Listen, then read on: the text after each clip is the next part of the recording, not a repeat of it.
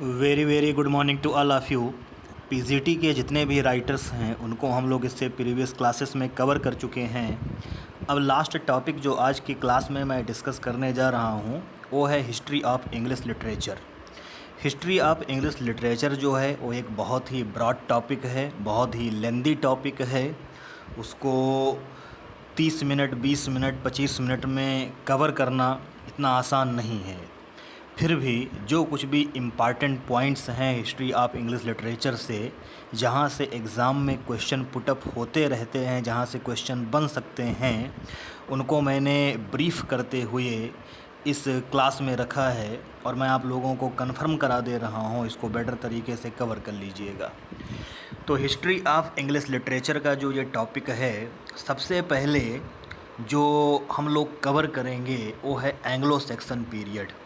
जो English literature है, English literature की स्टार्टिंग जो है वो एंग्लो सैक्सन पीरियड से मानी जाती है।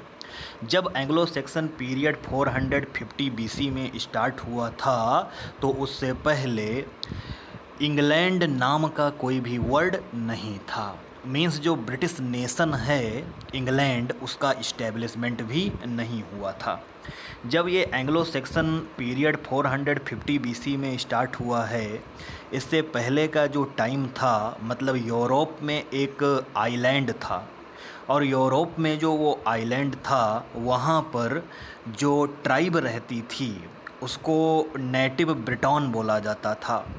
और नेटिव ब्रिटॉन जो वो ट्राइब है वो उस जगह पर रहती थी, उस आइलैंड पर रहती थी और धीरे धीरे जो ये ब्रिटॉन है ये ब्रिटेन के नाम से जाना गया था।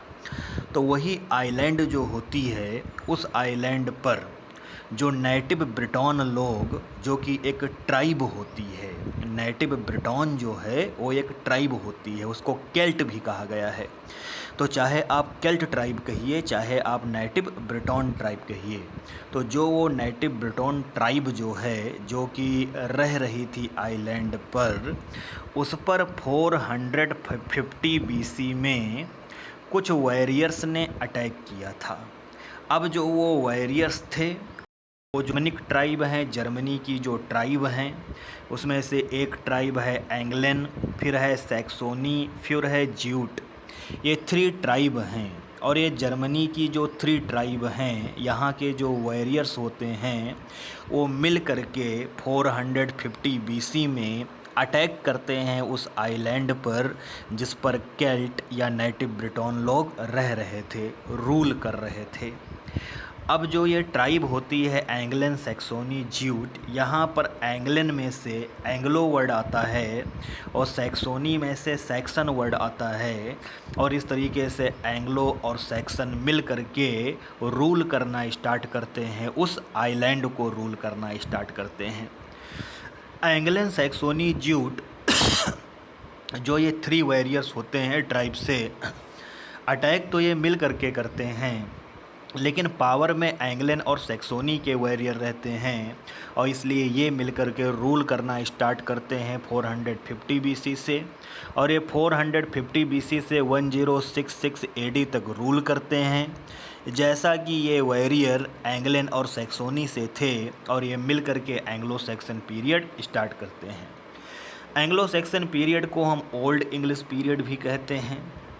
अब होता क्या है कि जो वो आइलैंड होती है, उस आइलैंड पर जब एंग्लो और सैक्सन रूल कर रहे होते हैं तो उस आइलैंड को एंग्लो लैंड बोला जाने लगता है और यही एंग्लो लैंड जो है वो स्लोली एंग्ला लैंड बन जाता है और इसी एंग्ला लैंड से हमको इंग्लैंड वर्ड मिलता है।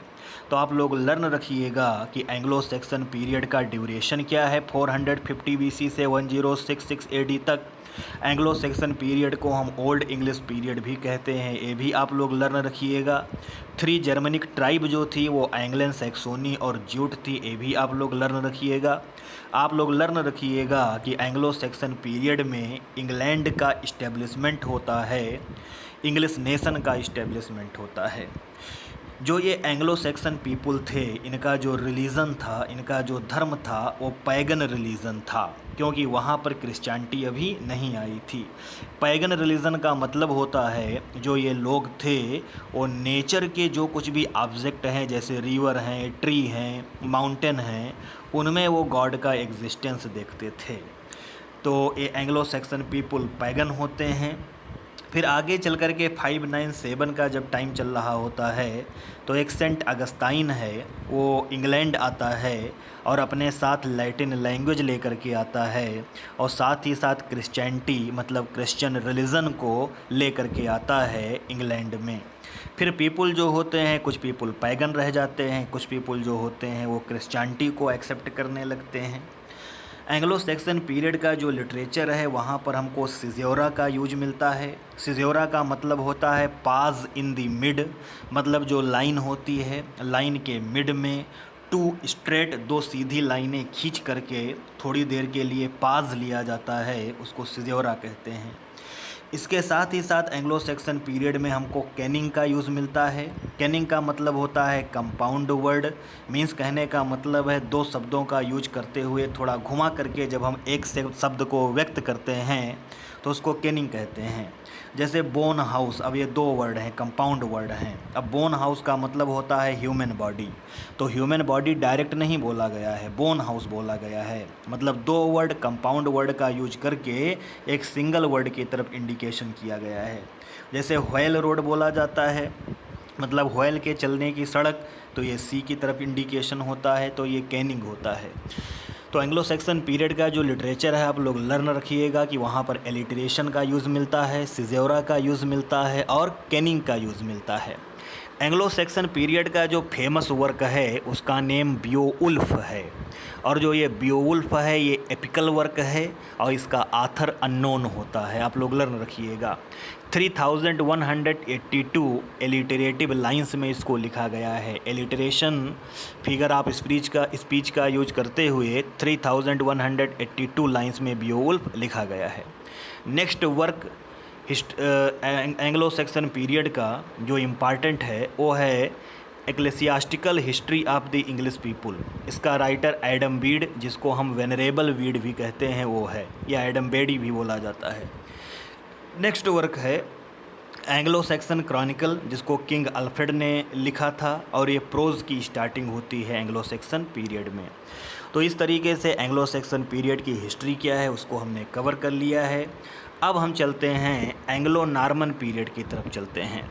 एंग्लो नॉर्मन पीरियड का ड्यूरेशन 1066 से लेकर के 1453 तक का ड्यूरेशन है। देखिएगा होता क्या है कि 1066 में वार ऑफ हेस्टिंग, इस वार ऑफ हेस्टिंग में विलियम जो होता है, जो कि नॉर्मेंडी का ड्यूक होता है, नॉर्मेंडी जो है वो फ्रांस में पड़ता है, और वहाँ का ड्यूक जो होता है विलियम, वो एक वार करता है जिसका नाम वार ऑफ हेस्टिंग होता है, जिसमें वो इंग्लैंड पर अटैक करता है। और 1066 में जो ये विलियम होता है नॉर्मेंडी का ड्यूक, ये एंग्लन वॉरियर के साथ में मिल कर के रूल करना स्टार्ट करता है। इस तरीके से एंग्लन वॉरियर पहले वाले हैं, यहाँ से हमको एंग्लो वर्ड मिला है। नॉर्मन मतलब ये नॉर्मेंडी के लोग हैं, ये आते हैं रूल करने के लिए, तो यहाँ से स्टार्ट होता है एंग्लो नॉर्मन पीरियड। और ये पीरियड 1066 से 1453 तक का पीरियड चलता है। यहाँ की जो लैंग्वेज अब होती है, तो यहाँ पर जो नॉर्मल पीपल हैं वो ओल्ड इंग्लिश लैंग्वेज बोल रहे होते हैं। ओल्ड इंग्लिश लैंग्वेज जो होती है वो जर्मनी की जो ट्राइब आई थी एंग्लन सैक्सोनी ज्यूट, उनकी लैंग्वेज, और जो केल्ट लोग होते हैं, नेटिव ब्रिटोन लोग होते हैं, उनकी लैंग्वेज का मिक्सचर होता है। चर्च की जो लैंग्वेज होती है वो लैटिन होती है, और अपर क्लास के जो लोग हैं वो नॉर्मन फ्रेंच बोल रहे होते हैं।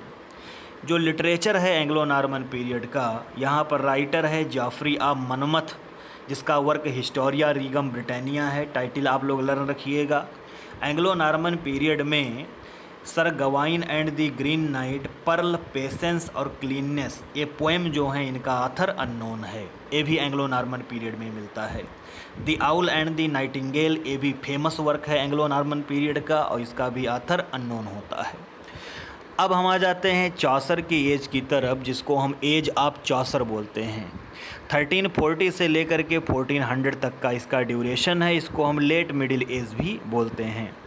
यहाँ पर जॉफरी चौसर है, जिसका स्पैन 1343 से 1400 है। जॉफरी चौसर को हम फादर ऑफ इंग्लिश लिटरेचर भी बोलते हैं, ऐसा मैथ्यू अर्नाल्ड ने बोला था। जॉफरी चौसर को हम the father of English poetry भी बोलते हैं। जॉफरी चौसर को हम दी मॉर्निंग स्टार ऑफ रेनेसा भी बोलते हैं। जॉफरी चौसर का जो कंट्रीब्यूशन है, इन्होंने हीरोइक कपलेट इंट्रोड्यूस किया था। हीरोइक कपलेट आप लोगों को मालूम होगा आयम्बिक पेंटामीटर में लिखा जाता है और राइम स्कीम सेम होती है, 2 लाइन का स्टेंजा होता है। चौसर ने इसको सबसे पहले the legend of Good women, जो कि चौसर का वर्क है, वहाँ पर अप्लाई करते हुए यूज किया था। फिर हमको राइम रॉयल मिलता है।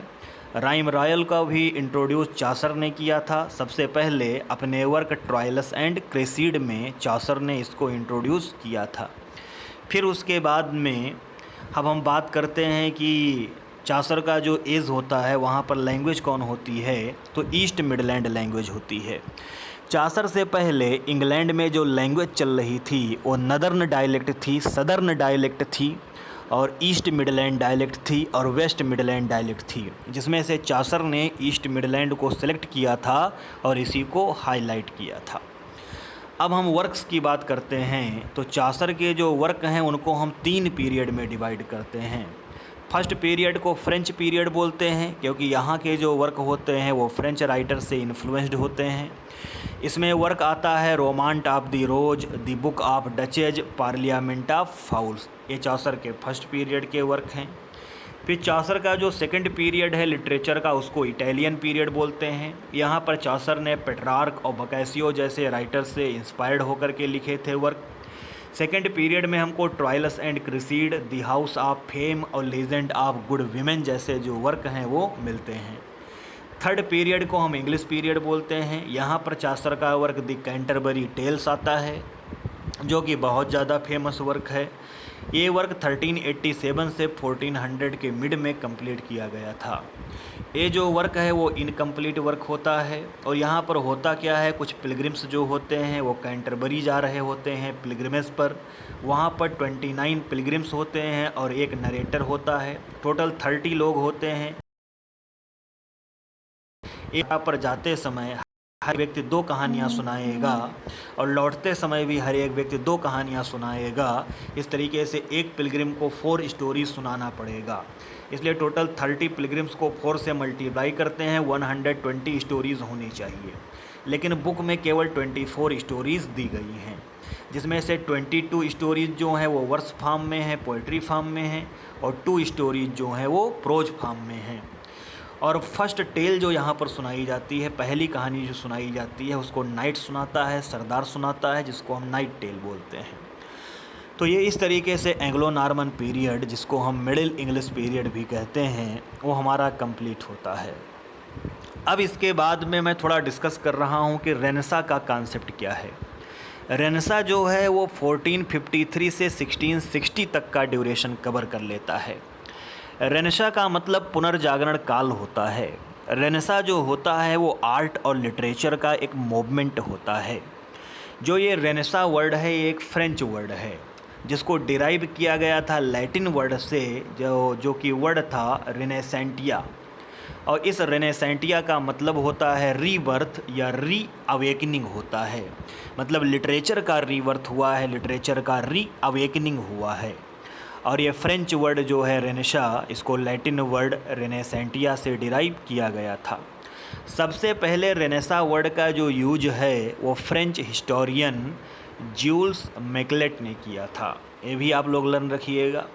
रेनेसा जो होता है वो यूरोप में स्टार्ट होता है 1453 में।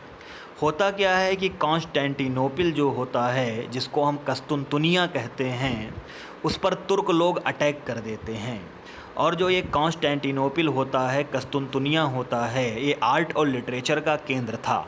लेकिन जब तुर्क लोग अटैक करते हैं तो 1453 में यहाँ के जो विद्वान होते हैं वो इटली में आ जाते हैं और फाइनली इटली से ही ये विद्वान जो होते हैं वो आर्ट और लिटरेचर को एक्सपेंड करना स्टार्ट करते हैं और इस तरीके से रेनेसां की स्टार्टिंग 1453 में हो जाती है।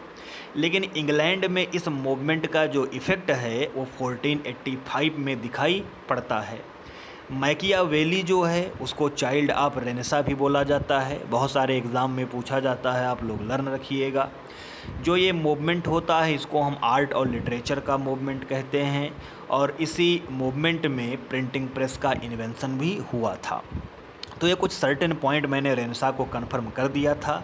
अब हम मिडिल इंग्लिश पीरियड को कन्फर्म कर चुके थे। अब हम लोग आ जाते हैं द एज ऑफ रिवाइवल की तरफ आ जाते हैं। 1400 से 1550 तक के ड्यूरेशन को हम एज ऑफ रिवाइवल कहते हैं। यहाँ पर एज ऑफ रिवाइवल में ही हमको रिफॉर्मेशन मिलता है। रिफॉर्मेशन एक मूवमेंट होता है, एक आंदोलन होता है और ये एक रिलीजियस मूवमेंट होता है, धर्म का आंदोलन होता है जो कि 1517 में स्टार्ट हुआ था। आप लोग लर्न रखिएगा, क्वेश्चन पूछा जाता है रेनेसां कैसा मूवमेंट है, तो रेनेसां जो है वो आर्ट और लिटरेचर का मूवमेंट है। फिर क्वेश्चन पूछा जाता है रिफॉर्मेशन कैसा मूवमेंट है, तो रिफॉर्मेशन जो है वो रिलीजियस मूवमेंट है, रिलीजन से रिलेटेड मूवमेंट है।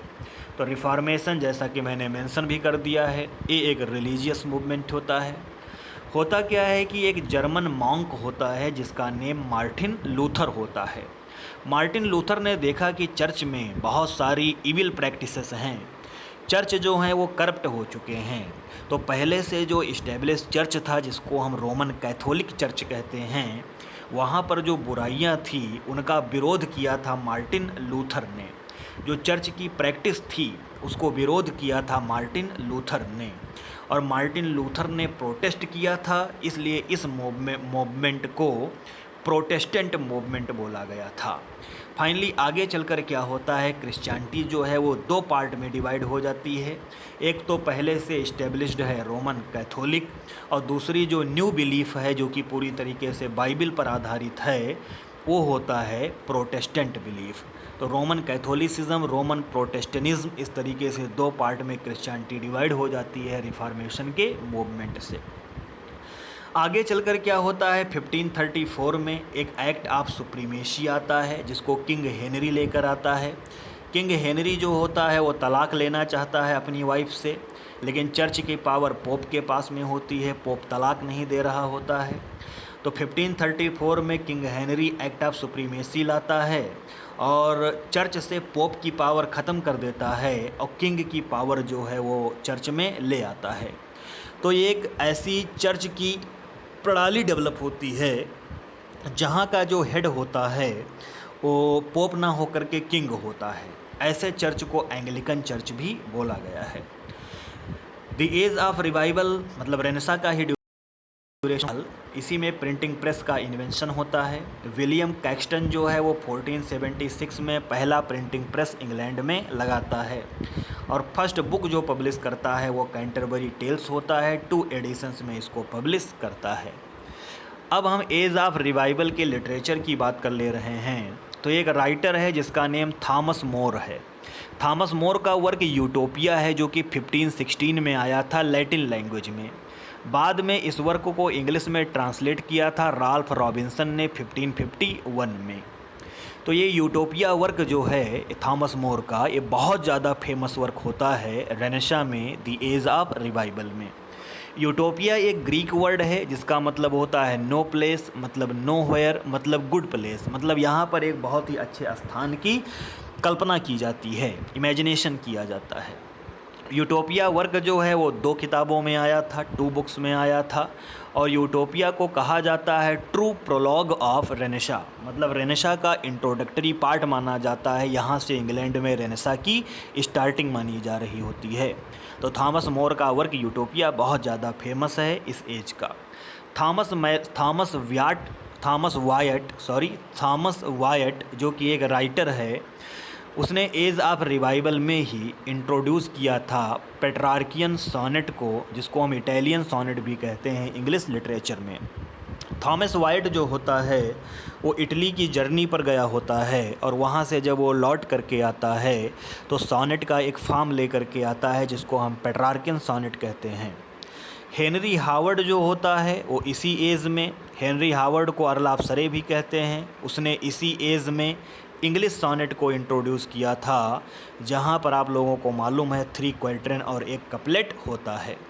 इसके साथ ही साथ हेनरी हावर्ड ने पहली बार ब्लैंक वर्स का यूज भी किया था इंग्लिश लिटरेचर में। नेक्स्ट एक राइटर है थॉमस मैलोरी जिसका नाम है, उसने वर्क लिखा था ली मोर्ट डी आर्थर, जिसको हम डेथ ऑफ किंग आर्थर कहते हैं। ये 1485 में वर्क आया था और ये भी एज ऑफ रिवाइवल का बहुत ही ज़्यादा फेमस वर्क होता है। फिर इसके बाद में अब हम लोग आ जाते हैं एलिज़ाबेथन एज की तरफ। 1558 से 1603 तक का जो ये ड्यूरेशन है ये एलिज़ाबेथन एज होता है।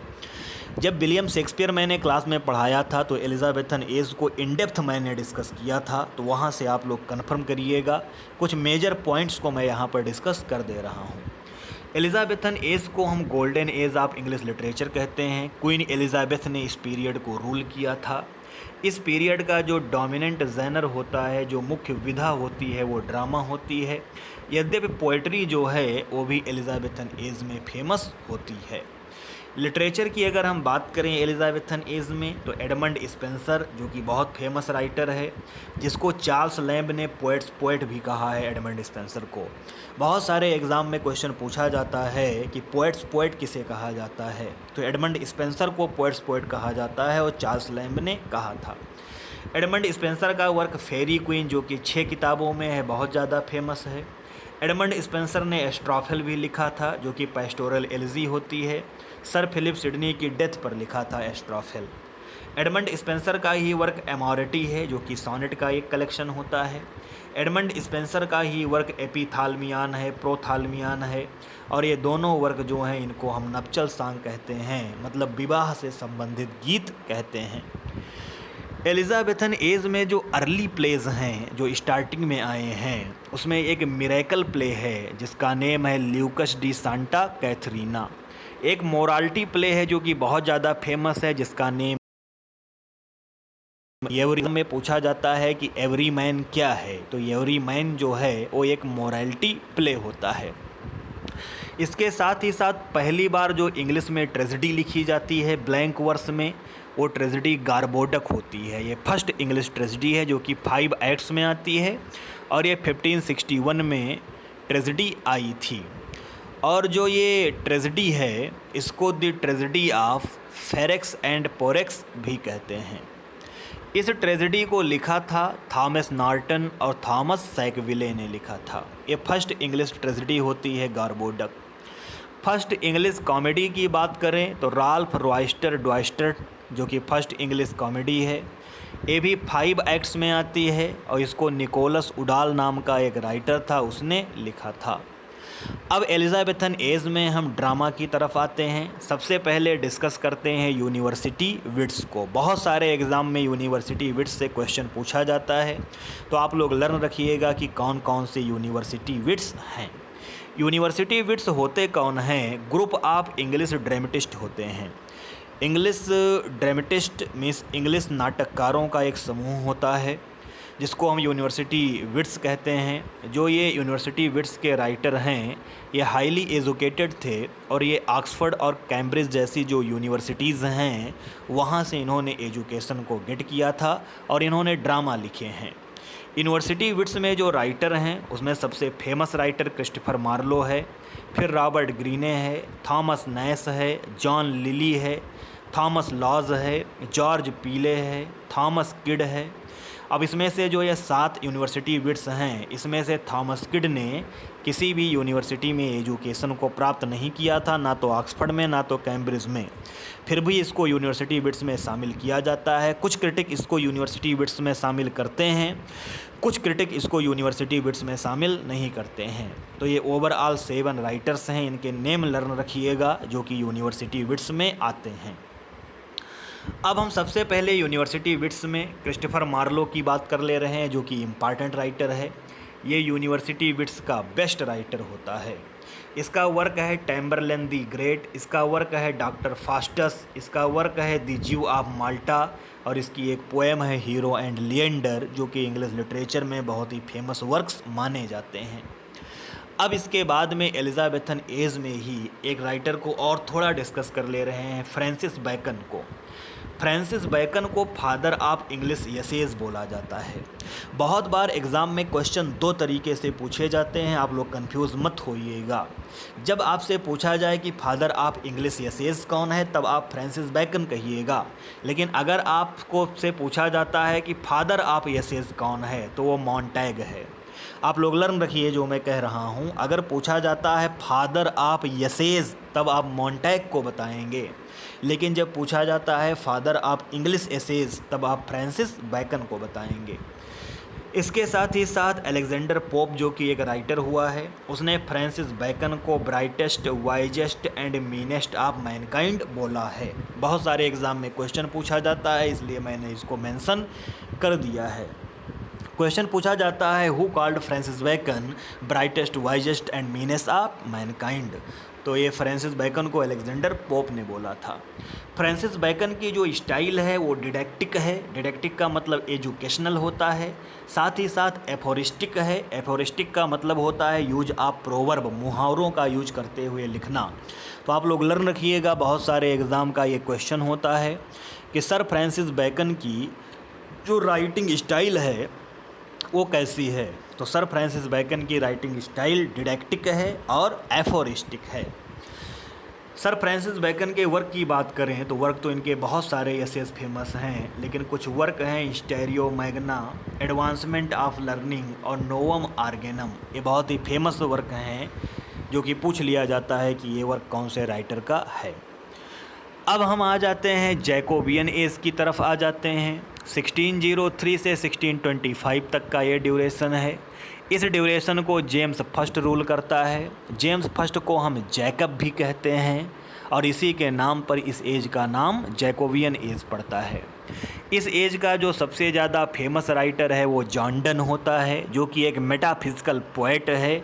अब ये मेटाफिजिकल का कॉन्सेप्ट क्या है, जब मैंने आप लोगों को लिटरेरी टर्म्स में मेटाफिजिकल पोएट्स कराया था तो इन डेप्थ मैंने डिस्कस कर दिया था। जैकोबियन एज का ही राइटर है बेन जॉनसन। बेन जॉनसन जो कि कॉमेडी ऑफ ह्यूमर लिखने के लिए फेमस है। लिटरेरी टर्म में कॉमेडी ऑफ ह्यूमर्स को भी डिस्कस किया जा चुका है ऑलरेडी। तो जैकोबियन एज के बाद में नेक्स्ट एज आ जाता है जिसको हम कैरोलिन एज कहते हैं। इस एज में चार्ल्स फर्स्ट रूल करता है। 1625 से 1649 तक का ये ड्यूरेशन होता है। कैरोलिन एज में जो ये चार्ल्स फर्स्ट होता है, ये पब्लिक के इंटरेस्ट को लुक आफ्टर नहीं कर रहा था, लोगों के हितों को ध्यान में नहीं रखता था, लोगों के हितों को इग्नोर कर रहा था, जिससे कि उसी समय इंग्लैंड की पार्लियामेंट में एक सिंपल मैन होता है जिसका नेम ओलिवर क्रॉमवेल होता है। वो एक आंदोलन स्टार्ट कर देता है। जब ये आंदोलन स्टार्ट करता है, ये चर्च को प्योर करना चाहता था, मोनार्की को प्योर करना चाहता था, इसलिए इसके द्वारा स्टार्ट किए गए मूवमेंट को हम प्योरिटन मूवमेंट भी कहते हैं। और जो ये प्योरिटन लोग होते हैं 1642 में सिविल वार स्टार्ट करते हैं और थिएटर को क्लोज कर देते हैं। फिर क्या होता है, 1649 में चार्ल्स फर्स्ट का एग्जीक्यूशन हो जाता है और ओलिवर क्रॉमवेल जो कि एक सिंपल मैन होता है वो 1649 में रूल करना स्टार्ट कर देता है। ओलिवर क्रॉमवेल को लॉर्ड प्रोटेक्टर बोला गया है क्योंकि ये मोनार्की का पर्सन होता नहीं है। 1649 में मोनार्की इंग्लैंड से ख़त्म हो जाती है और कॉमन पीपल के वेलफेयर के लिए ओलिवर क्रॉमवेल आता है, इसलिए इस ड्यूरेशन को हम कॉमनवेल्थ पीरियड भी कहते हैं। इस पीरियड को द पीरियड ऑफ इंटररेग्नम भी बोला जाता है। आप लोग लर्न रखिएगा, बहुत सारे एग्ज़ाम में क्वेश्चन पूछा जाता है कि कॉमनवेल्थ पीरियड का ड्यूरेशन क्या है, तो 1649 से 1660 लर्न रखिएगा। पूछा जाता है द पीरियड ऑफ इंटररेग्नम किसको कहते हैं, तो आप लोग लर्न रखिएगा द पीरियड ऑफ इंटररेग्नम जो होता है उसी को हम कॉमनवेल्थ पीरियड कहते हैं। और इस ड्यूरेशन को हम प्योरिटन पीरियड भी कहते हैं क्योंकि प्योरिटन लोग रूल कर रहे थे। तो अब इसके बाद में हम लोग नेक्स्ट एज पर आ जाते हैं। और अब इससे पहले जैसा कि आप लोगों ने कैरोलिन एज में 1649 तक कंफर्म किया था। फिर कॉमनवेल्थ पीरियड में 1660 तक का ड्यूरेशन कंफर्म कर लिया है। अब 1660 से लेकर के 1798 के इस पूरे ड्यूरेशन को हम न्यू क्लासिकल एज कहते हैं। न्यू क्लासिकल का मतलब होता है क्लासिकल लिटरेचर को, ग्रीक और रोम के लिटरेचर को नए तरीके से प्रस्तुत करना, उसको हम न्यू क्लासिकल कहते हैं। तो 1660 से 1798 तक के इस पूरे ड्यूरेशन को हम न्यू क्लासिकल एज कहते हैं। न्यू क्लासिकल एज के जो राइटर्स थे उन्होंने क्लासिकल राइटिंग के रूल को फॉलो किया था। एलिज़ाबेथन एज का जो रोमांटिक लिटरेचर था उसको यहाँ के राइटर ने रिजेक्ट कर दिया था और क्लासिकल लिटरेचर को नए तरीके से प्रस्तुत किया था। जो ये राइटर्स होते हैं यहाँ के, ना तो ये क्लासिकल लिटरेचर को अच्छे तरीके से फॉलो कर पाते हैं और ना ही ये एलिज़ाबेथन एज के रोमांटिसिज्म को फॉलो कर पाते हैं। इसलिए जो ये न्यू क्लासिकल एज होता है ये केवल नाम मात्र का क्लासिकल एज हो जाता है। इसलिए न्यू क्लासिकल एज को स्यूडो क्लासिकल भी बोला जाता है।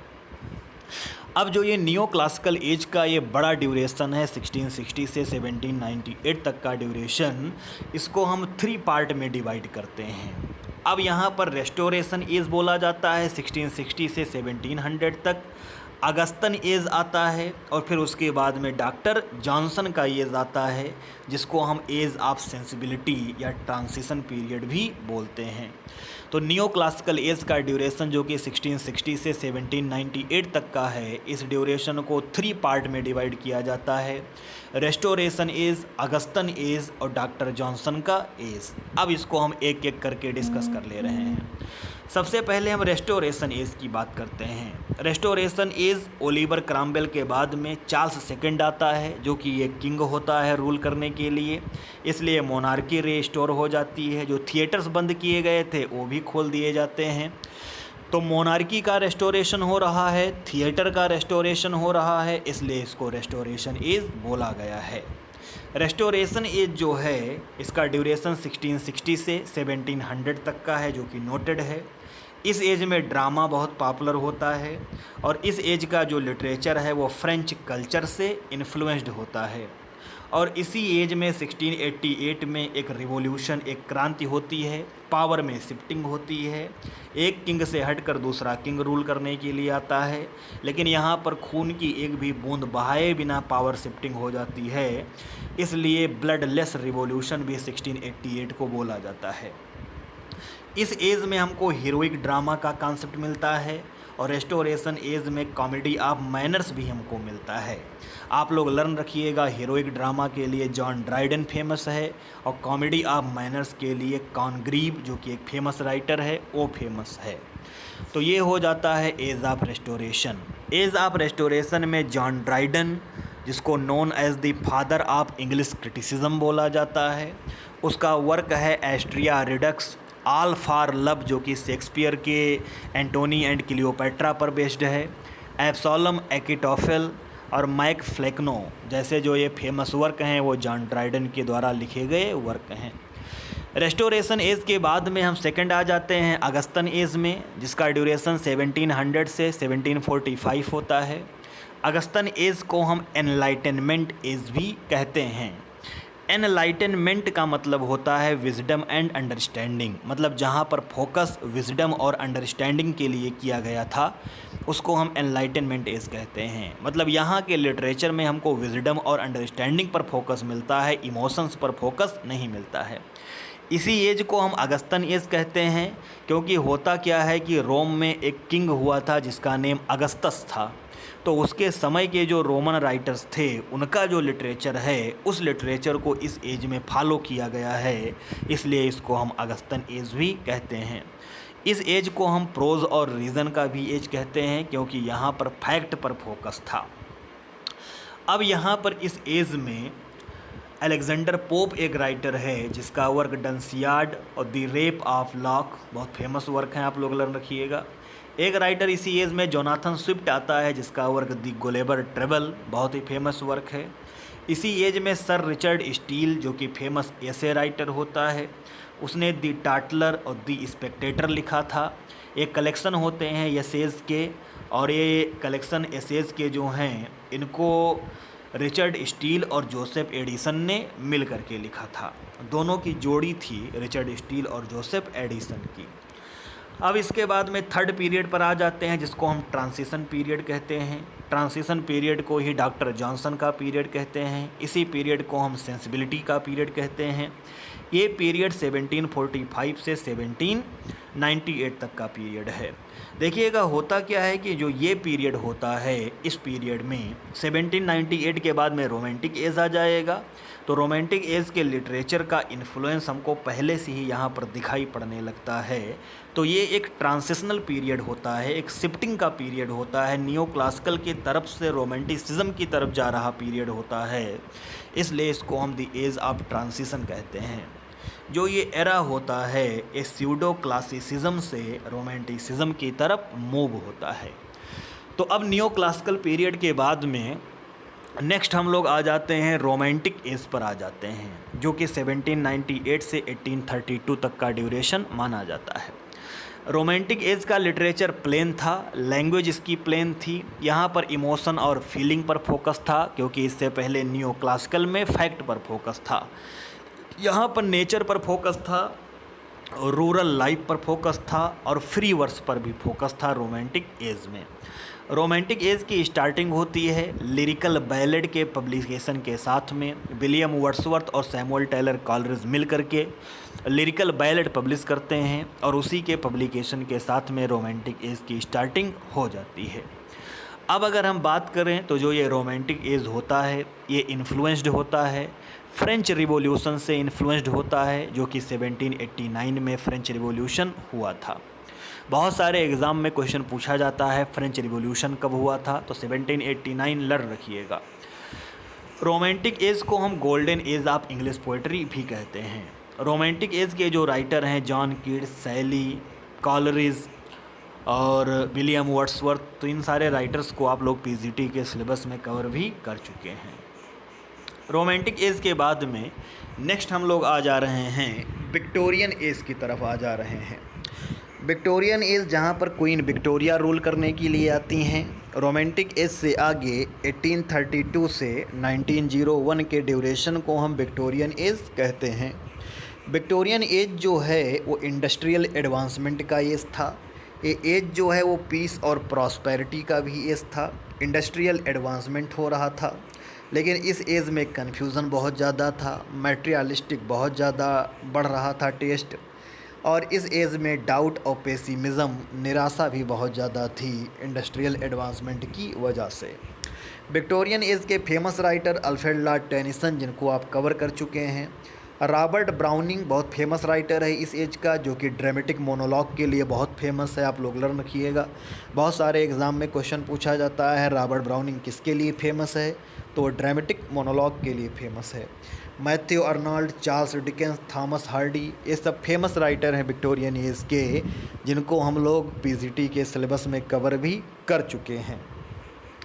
अब हम लास्ट स्लाइड पर आते हैं और ये है हमारा मॉडर्न एज। 1901 से 1950 इसको मॉडर्न एज बोलते हैं, और 1950 से अब तक का जो ड्यूरेशन चल रहा है इसको हम पोस्ट मॉडर्न एज बोलते हैं। पोस्ट मॉडर्न एज जो है यहाँ पर 1914 से 1918 तक जो वर्ल्ड वार फर्स्ट होता है, फिर 1939 से जो वर्ल्ड वार सेकंड स्टार्ट होता है, तो world war first world war second का जो एक इफ़ेक्ट है, जो एक डिप्रेशन है, जो एक पेसिमिज़म है, जो एक कन्फ्यूज़न है, वो हमें मॉडर्न एज के लिटरेचर में दिखाई पड़ता है। मॉडर्न एज का जो लिटरेचर है, यहाँ पर जो नॉवेल्स हैं, जो फिक्सन हैं, वो रियलिज़म पर बेस्ड हैं, फैक्ट्स पर बेस्ड हैं, और जो राइटर हैं मॉडर्न एज के, उन्होंने पोर्ट्रे किया है, मॉडर्न लाइफ को पोर्ट्रे किया है। एक्सट्रीम पावर्टी है, सेक्सुअल मिस एडवेंचर है, जैसे सब्जेक्ट पर उन्होंने अपने वर्क को लिखा है। मॉडर्न एज में ही कार्ल मार्क्स की थ्योरी आती है, कम्युनिज़म की थ्योरी आती है, और जो हैं मार्क्स के व्यूज़, कम्युनिस्ट के जो व्यूज़ होते हैं, उनको एक थिएटर होता है जिसका नेम एगिट प्रॉप थिएटर होता है, उसके थ्रू दिखलाया भी जाता है। मॉडर्न एज में जो बहुत फेमस राइटर हैं, जैसे W.B. ईट्स है, विलियम बटलर ईट्स है, जो कि एक आयरिश राइटर है। इसका work Lake Isle of Innisfree, Sailing to Byzantium और सेकंड कमिंग बहुत ज़्यादा फेमस वर्क हैं, इनकी टाइटल लर्न रखिएगा। इसी एज में हमको टी.एस. एलियट मिलता है, जिसको आप लोगों ने कंफर्म किया है पीजीटी के सिलेबस में, और इसी एज में हमको जॉन गाल्सवर्दी ड्रामेटिस्ट भी मिलता है। तो ये इस तरीके से ओवरऑल इंग्लिश लिटरेचर की हिस्ट्री होती है, जो कि एंग्लो सैक्सन पीरियड से स्टार्ट होकर के मॉडर्न एज तक आती है। अब यहाँ पर पॉलिटिकल बैकग्राउंड बहुत ज़्यादा होता है, हर एक फैक्ट, हर एक हैपनिंग, हर एक इंसिडेंट्स के पीछे बहुत सारे काजेज़ होते हैं, जिनको इन डेप्थ तो डिस्कस यहाँ पर नहीं किया जा सकता है, लेकिन मैंने एक ओवरव्यू दे दिया है हिस्ट्री ऑफ इंग्लिश लिटरेचर क्या है। तो आप लोग अच्छे से कंफर्म कर लीजिएगा, सिलेबस आपका कवर हो गया है, और हिस्ट्री ऑफ इंग्लिश लिटरेचर में जो मैंने ये फैक्ट्स आपको बताए हैं, आप इनका स्क्रीनशॉट लेकर के अच्छे से रीड कर लीजिएगा। So thank you very much to all of you.